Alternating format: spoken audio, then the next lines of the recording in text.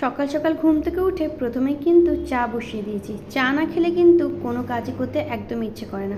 আর আরেকদিকে কিন্তু বসিয়ে দিয়েছি ভাত। আর আজকে বাইরের ওয়েদারটা দেখো, খুব রোদ উঠেছে। এখন কিন্তু ঘড়িতে বেজে গিয়েছে ওই 7:30টার মতো, কিন্তু রোদ উঠেছে প্রচুর পরিমাণে।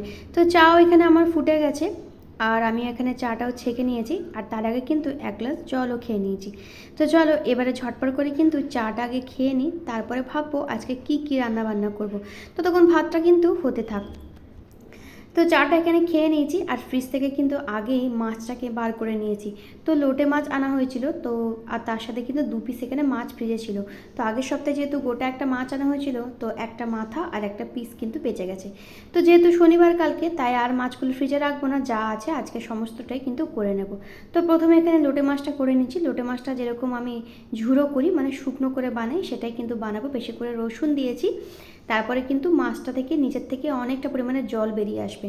কম আঁচে এটা আস্তে আস্তে হতে থাক। আর মাছের কাঁটাগুলো কিন্তু আমি এই সময় একেবারে বের করে নিয়েছি।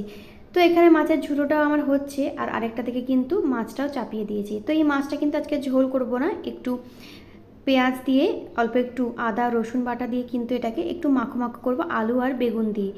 আর এদিকে কিন্তু ব্রেকফাস্টের জন্য বানাচ্ছি হচ্ছে ঘুগনি। তো ঘুগনির ছোলাটা আগের থেকে সেদ্ধ করে রাখা ছিল, তো ঘুগনিটা ব্রেকফাস্টের জন্য বানিয়ে নেব। তো দুদিকে দুটো রান্নাই আমার হয়েছে। ওদিকে মাছের ঝুড়োটাও হয়ে গেছে, আর হচ্ছে এদিকে আলু বেগুন দিয়ে রুই মাছের একটা ঝাল করেছি, আর এখানে ভেন্ডি আলু ভাজা করেছি সর্ষে ছড়িয়ে, আর এখানে রয়েছে ঘুগনি। তো রান্নাবান্না তো সমস্তটাই কমপ্লিট হয়ে গেছে। এবারে হচ্ছে খাওয়া দাওয়া করে নিয়েছি, মানে ব্রেকফাস্ট করে নিয়েছি। তো বেরোবো একটু বাইরে। তো আজকে ইচ্ছা আছে মামামকে একটু স্কুলে ভর্তি করব, তো ওই কারণেই যাচ্ছি ওকে দিতে। আর স্কুলের নাম শুনে মেয়ে দেখেছো আমার একেবারে ব্যাগটাকে নিয়ে কিন্তু রেডি হয়ে গেছে। তো ওকে দেখে কিন্তু আমার নিজেরও কথা মনে পড়ে যাচ্ছে, আমি যখন ছোটো ছিলাম তখন কিন্তু একদমই স্কুল যেতে চাইতাম না। স্কুল যাওয়ার সময় কিন্তু খুব কান্নাকাটি করতাম, কিন্তু মামাও আমার একদমই তার অপোজিট। তো স্কুলে 2 ঘন্টা তো ঠিকঠাকই ছিল। তো তারপরে ওকে নিয়ে টোটো করে বাড়ি ফিরছি।